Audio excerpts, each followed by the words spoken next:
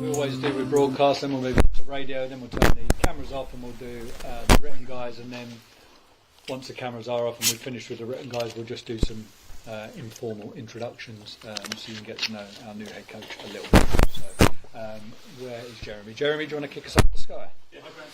Very well, thank you, Jeremy. Yourself? Very good, thank you. How bad is the Fulham injury? Yeah, it's fair to say it's a significant one. Anybody that's watching the game, when a player pulls up like that, you know that something fairly serious has happened. So it's still early in terms of full diagnosis, I would suggest, but nevertheless a significant one, a number of weeks. Months? Number of weeks probably adds up to months, yes. So yeah, I would say that. What about Somerville? He obviously came off at half time. Was that precautionary or will he play tomorrow? Yeah, it's a minor one with him. It's probably a little bit more than precautionary. He felt something after about 35 minutes, finished the first half, but probably not at 100%. It's touch and go, but probably erring towards the negative at the moment, but we'll see. And any better news with Talibo and Emerson? Emerson's made good progress. He's been training today and yesterday. Talibo's just still with the physio. Mavropanos, no problem. He's trained the last 2 days, so that's good. With the Fulham news, does it mean that now getting a striker this month is imperative? Well, I wouldn't say imperative.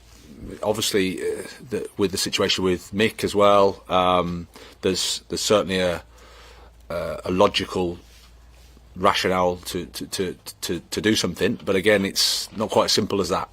So I wouldn't want to make the wrong decision or do something for the sake of it, just because there's a need, especially at this in this window, which is very complicated. But we've got some attacking options, and there's players coming back as well. So my focus at the moment is on the team and on how to get the team functioning as well as possible, and with a view to being competitive and trying to win against Fulham. And you played Kudus in a more central role on Friday. He has played as a striker before with Ajax and previously here. Is he actually an answer that's under your nose? Well, exactly, and I think sometimes in these situations you have to be creative. You have to look at the attacking players you have and what their attributes are, and use them accordingly. So Mo's got the capability to do that. It's an option for us. We've got other options. Lucas can play there, obviously Danny. So it won't be as the traditional centre forward, but it's certainly an attacking option with high quality. Yeah, and Danny becomes a really important player now, doesn't he? 32 years old, one Premier League start this season, and only one goal. Is he up for the challenge, you think? Well, I think he's always been an important player in my eyes. Every player is important.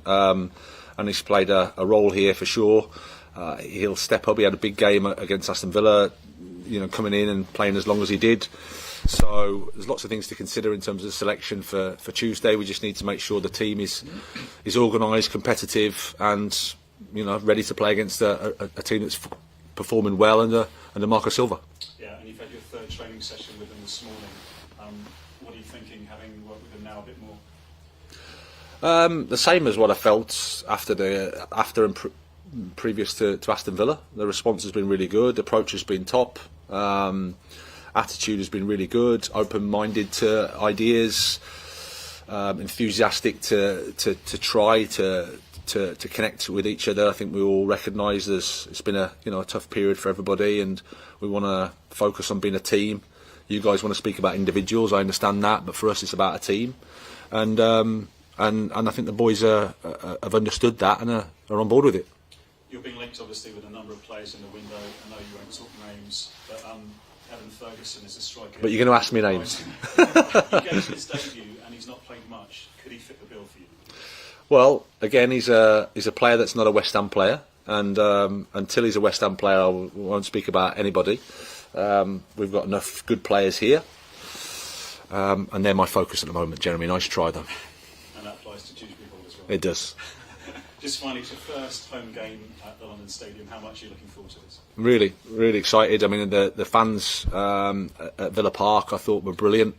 The support there was incredible. The way they got behind the team, the way they supported Ollie Scholes was something really nice. I have no doubt about our supporters, that's for sure, and it's going to be a really exciting and a proud evening for me. Great stuff, thanks. Charlie, PLP. Graham, welcome to West Ham. Thank you. You mentioned it being your first home game in charge tomorrow night. I mean, what kind of a reception are you hoping to get? And how important is that first home game when you are a manager to show the fans, your ideas on the pitch and what your players can do? Well, I think the most important thing is the fans get behind the team. As I said, I have no doubts about them. They've always been incredibly loyal and behind the team as an away manager. It's a tough place to come. So we need that connection with the supporters and the team, and that's something for us to help with. We have to put a team on the pitch that the supporters can identify with, that believe in, that trust. That connection is so important. We're at the early stages of it, and obviously we hope that the performance is good, the result is good, and that brings everybody along with us. There's nothing better than winning football matches to create belief and trust. So that's what we're trying to do. You briefly mentioned Fulham. I mean, what have you made of the work that Marcus Silva's done? Yeah, I think he's done a fantastic job from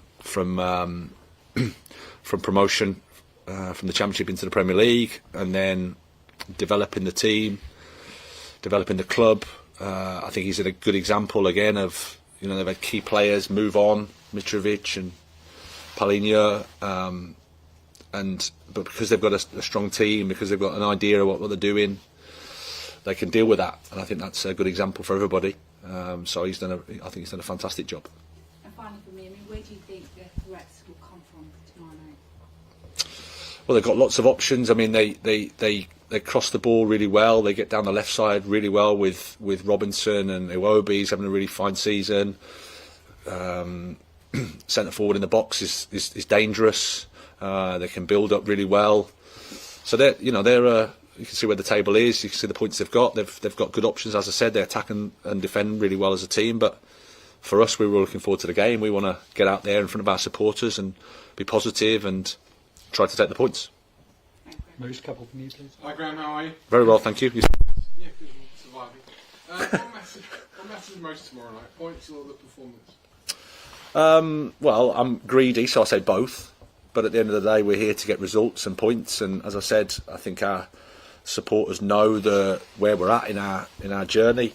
If I could take anything, I'd take the points. But I always want to concentrate on the performance as well. So it's a double bit. If you can only have one, you'd rather win ugly than play well and lose.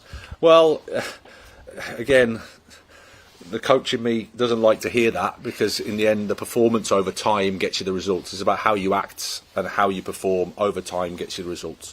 But we all know the game. We all know how the situation is. Points are helpful because it just buys you that time. It buys you that breathing space. It keeps the wolves from the door. Not that I'm calling you a wolf at all, but So both is the answer. If you can give me both, that'd be good. You mentioned Ollie Scholes just now about how well he did on Friday. That's important, this club, bringing through young players from the academy, and produced so many down the years. Do you see that as part of your brief? Maybe not this season necessarily, but going forward as well. I think it's a central part to this club, as I see it. The academy here has done some fantastic work.